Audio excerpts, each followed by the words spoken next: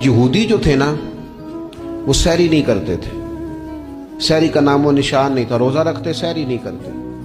تو نبی پاک صلی اللہ تعالی علیہ وسلم نے فرمایا ہمارے اور یہودیوں کے درمیان فرق ہی سحری کا ہے، اور نبی پاک صلی اللہ تعالی علیہ وآلہ وسلم نے فرمایا سحری کھایا کرو، سحری کھانے میں برکت ہے۔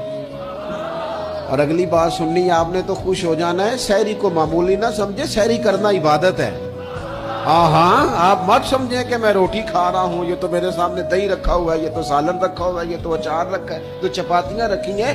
سحری کھانا عبادت ہے۔